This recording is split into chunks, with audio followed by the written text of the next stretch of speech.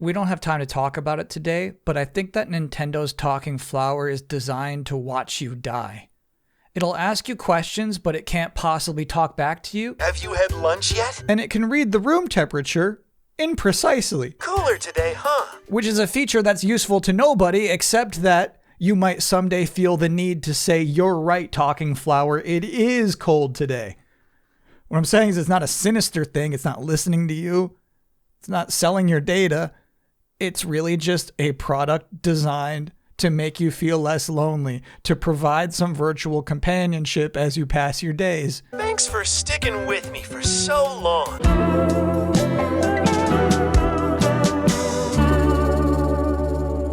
It's the end of January, and for the last 4 years, that means it's time for Xbox to put on another developer direct.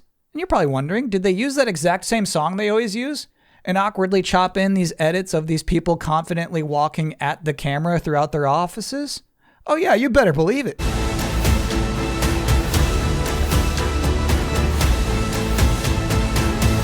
Thing is, a lot has changed for Xbox over the last 4 years. Microsoft has scraped out and shut down a bunch of studios, as well as acquiring all of Activision Blizzard. And yet, for some reason, this one individual showcase remains identical every single year. We can't wait to welcome you back to Albion's iconic capital city. We can't wait to see you in Forza Horizon 6. And we can't wait for you to discover our story. We can't wait for players to get their hands on the game. We can't wait for you to explore the living lands. We can't wait for you to play Ara. And I can't wait for the team to show it all to you. And we can't wait for you to experience Redfall for yourself. In the world outside of this year's video, Xbox console sales are now lower than anyone could have predicted 12 months ago. So this whole shindig exists primarily just to push Game Pass, which is also considerably more expensive than it was last year. So last year, all the games were on Game Pass. All of them were on Xbox Play Anywhere. But look how small that text is. I can barely read it.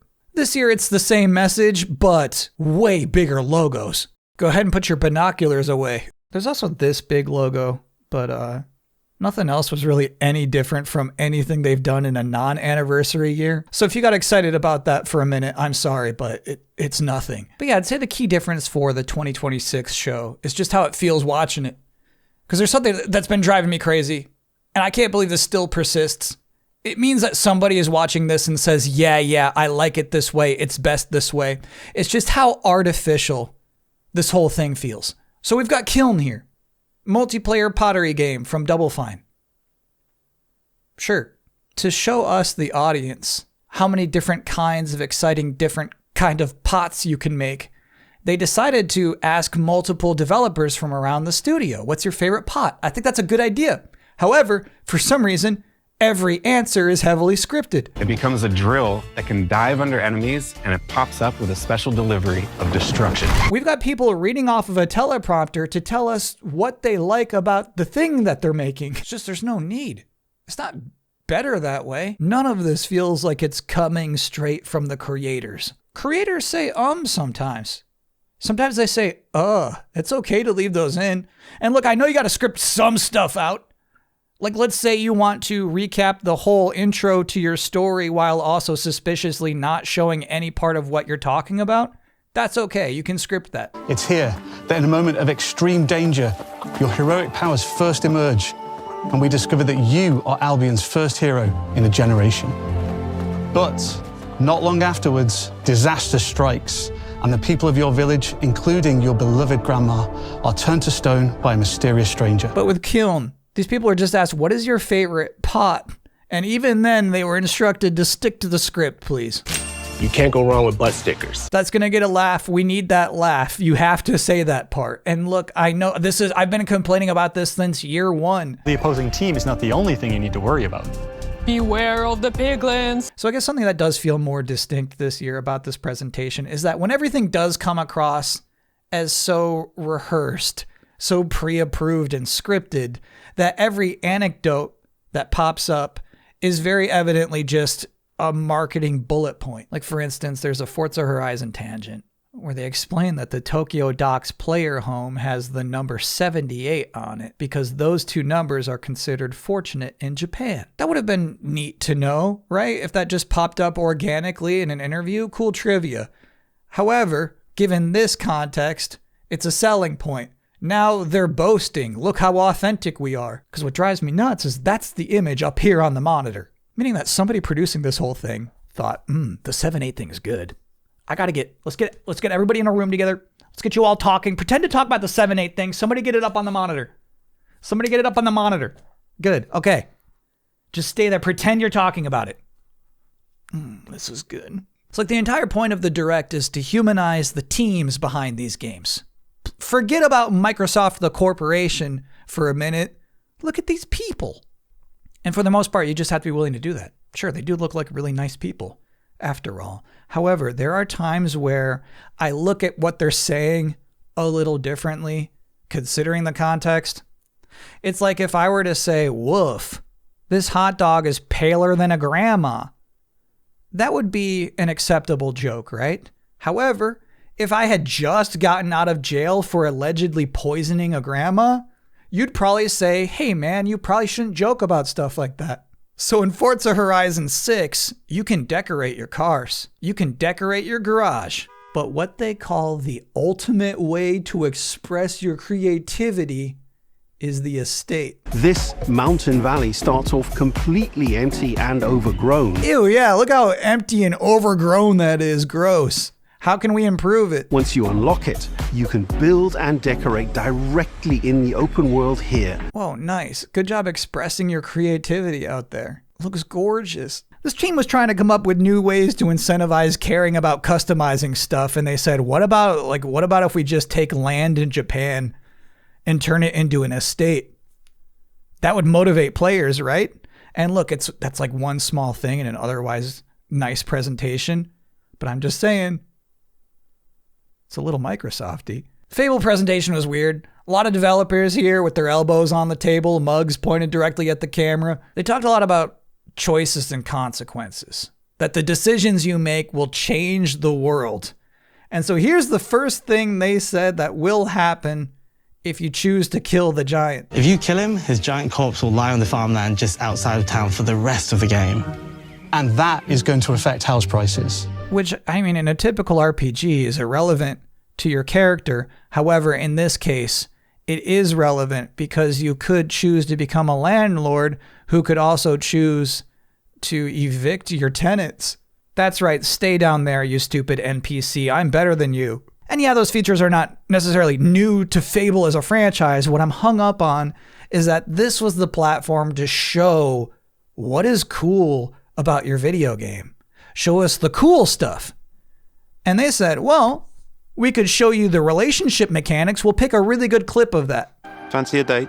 Perfect. You can get to know me better. And they said, oh, our game's really funny. We'll prove it to you. Watch this.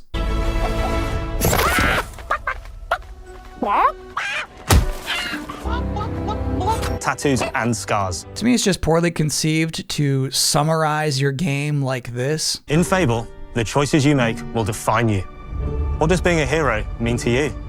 And then never at any point demonstrating the hero doing anything heroic. You're buying a business and people are mad about it. Now, in fairness, it could just be that they're saving the heroic sequences for when the frame rate is smoothed out. But for now, it smells like Microsoft. To consider the opposite of my premise, I also think it's possible that developer directs are just continuing in this way because the marketing team isn't thinking about it that much. It's just leadership letting it ride on autopilot. Showcase is here to sell Game Pass more than prop up the first-party titles, right? That's why we got a third-party game like Beast of Reincarnation here. So it was funny to me that Game Freak's general producer could just ask people to wishlist this game. Because if you were just subscribed to Game Pass, you wouldn't need to wishlist. And even worse, if you wishlist and then buy this game on Steam or PlayStation 5, Microsoft doesn't make any money. I'm saying there's zero incentive to include these two logos here other than just doing someone a solid. So like maybe nobody actually cares.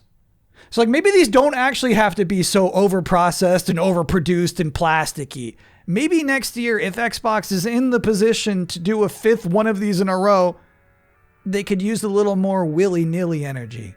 Little more ums and uhs. One could only hope. Anyway, that's delayed input for this season. Believe it or not, I'm out of frilly pirate shirts. That's it. So delayed input will return officially February 20th. However, there will be a new in-betweener video sometime up before that date on this YouTube channel. Until then, thanks for watching.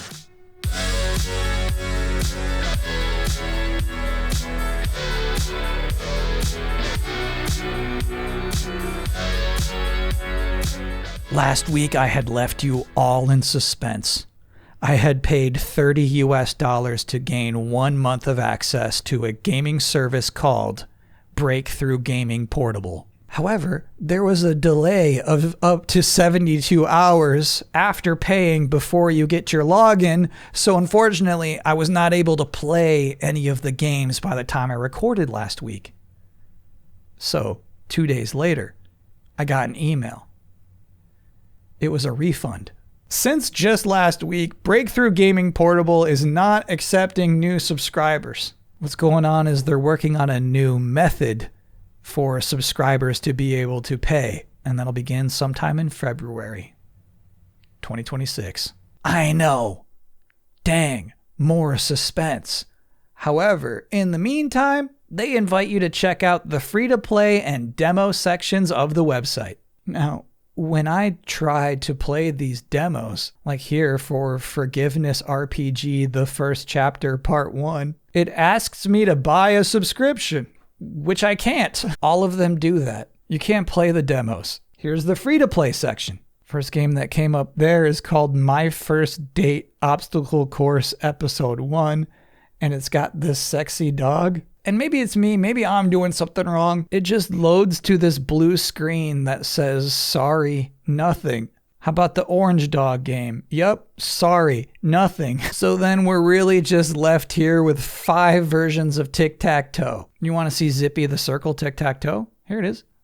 It's easy to miss, but it does feature some in-game advertising. But then there's something a little less comfortable to talk about. Maybe you noticed it too. That's not Pammy. Something's fishy about that Pammy. In fact, here's Pammy holding a picture of Pammy. Yeah, and here's Jane holding a picture of Jane. I'm concerned. I fear that the creator of Zippy the Circle and ZJ the Ball, and heck, of course, the Project Summer Ice anime, I'm worried that they may have discovered the dark temptation of player-facing generative AI. Look, at this point, all we've got really is a small sample of seductive Disney animals and alternative art style Pammy. But if we're being realistic here, I think it's highly likely that my entire ironic appreciation for breakthrough gaming has come to an end. And that bums me out. Wonder! Talking flower, not now.